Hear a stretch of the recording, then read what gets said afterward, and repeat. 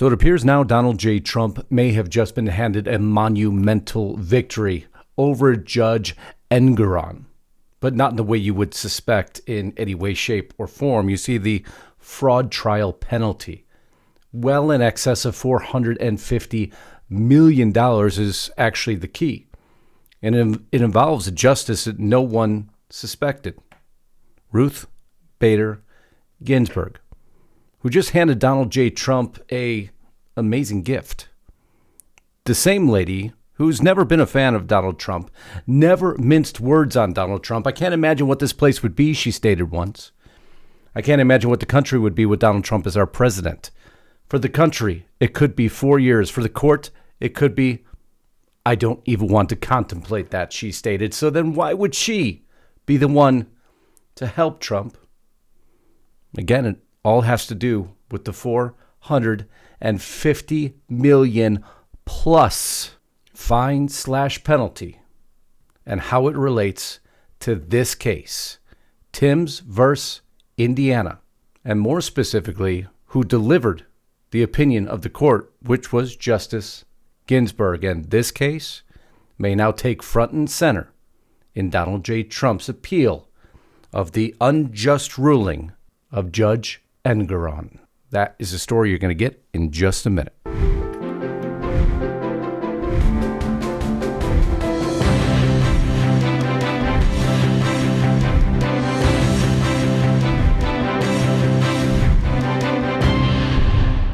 All right, welcome back to the broadcast. Can't thank you enough for being here today. Please make sure you're still subscribed. If you're new here, make sure you do subscribe. Make sure your bell is checked to all so you're alerted to upcoming broadcast.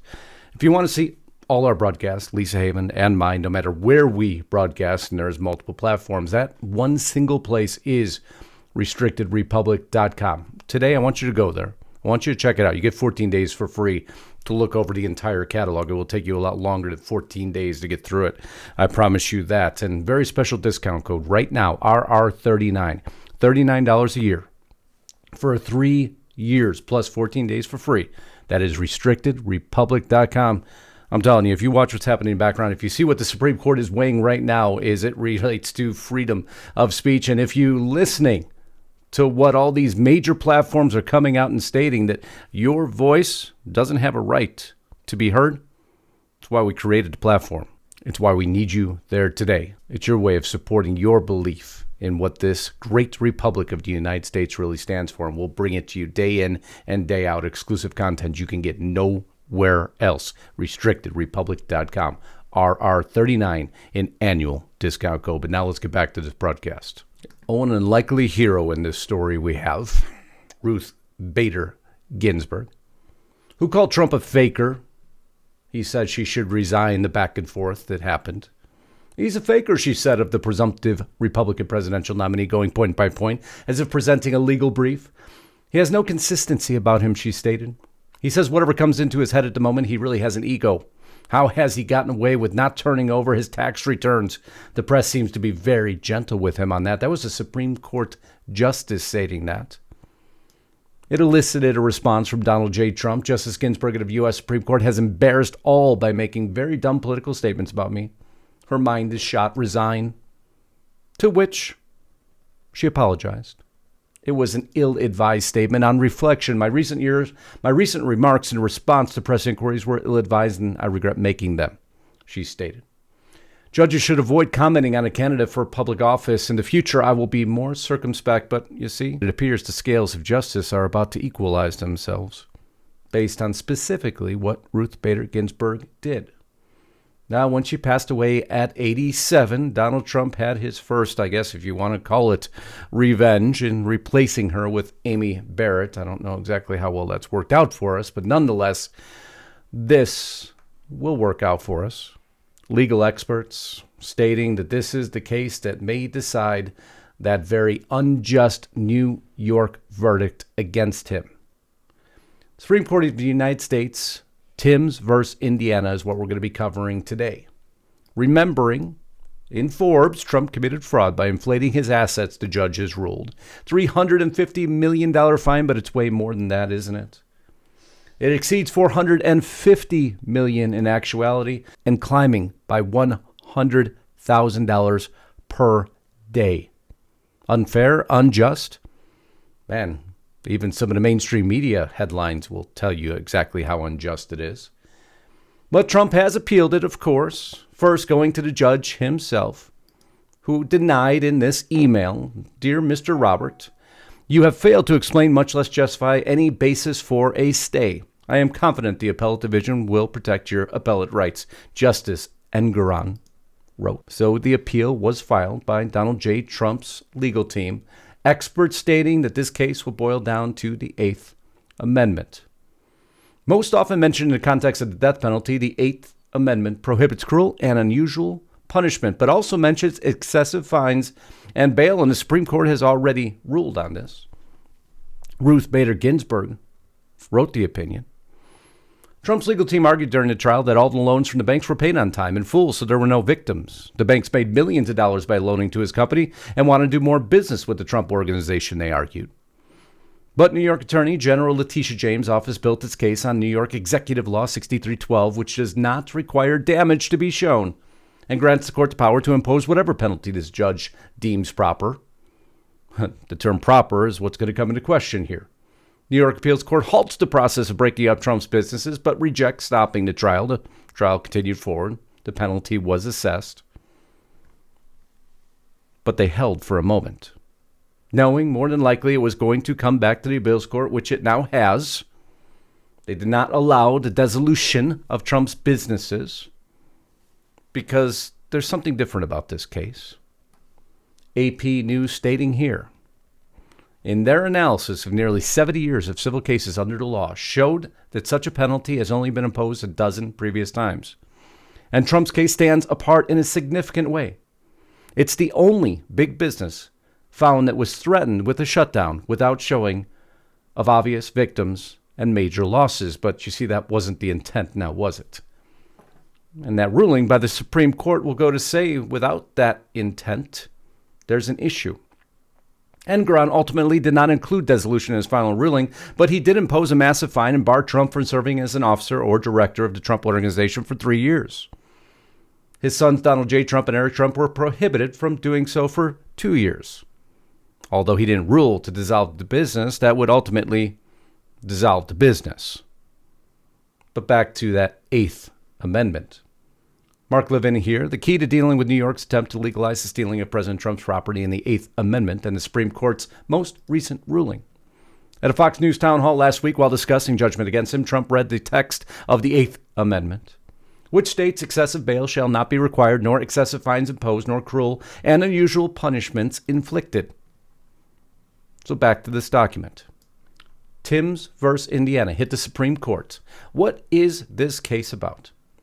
Tyson Timbs pleaded guilty in Indiana State Court to dealing in a controlled substance and conspiracy to commit theft. At the time of Timbs' arrest, the police seized a Land Rover SUV Timbs had purchased for $42,000 with money he received from an insurance policy when his father died. The state sought civil forfeiture of Timbs' vehicle. There's a problem with that, however. Observing that Timbs had recently purchased a vehicle for more than 4 times the maximum $10,000 monetary fine assessable against him for his drug eviction, the trial court denied the state's request.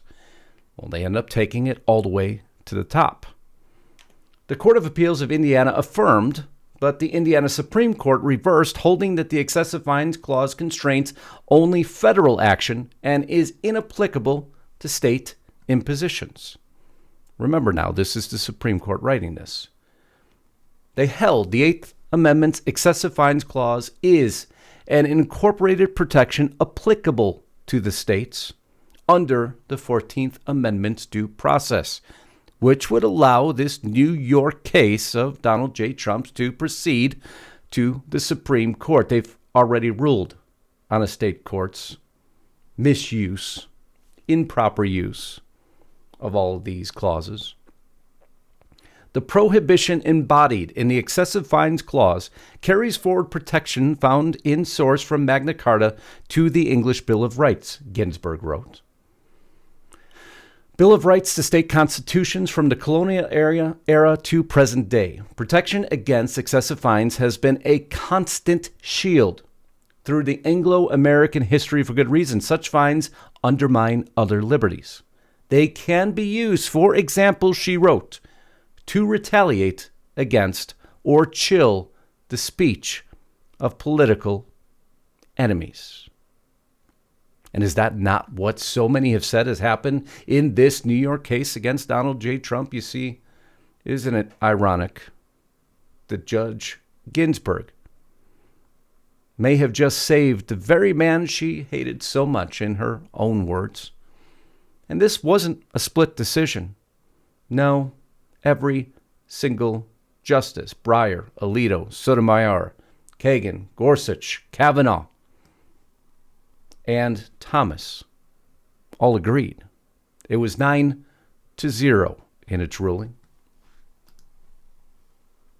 But Letitia James out there stating and ran on the very fact that she would get Trump, which makes this more than likely, and as many of us believe, a political attack. And the Supreme Court won't take lightly to that. So Judge Engoron's ruling, in which he stated, overall, Donald J. Trump readily responded to questions asked, and he frequently interjected long, irrelevant speeches on issues far beyond the scope of the trial, he stated. The Judge Engoron.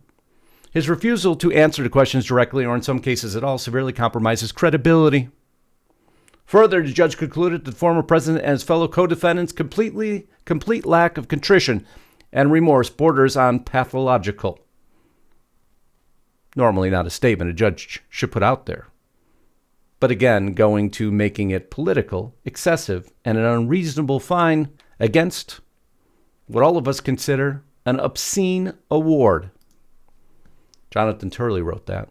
The size of damages is grotesque and should shock the conscience of any judge on appeal. Even if the Democrat-appointed judges on the New York Court of Appeals were to ignore the obvious inequity and unfairness, the United States Supreme Court could intervene, and based on their prior ruling, will more than likely intervene. Because the very lady who despised Trump so much just handed him a gift. And ultimately, what would be a monumental victory in the Supreme Court. And isn't that ironic? In actuality, all it is the scales of justice balancing themselves. I love you all. Until next time, Godspeed and God bless. Justus Knight, signing out.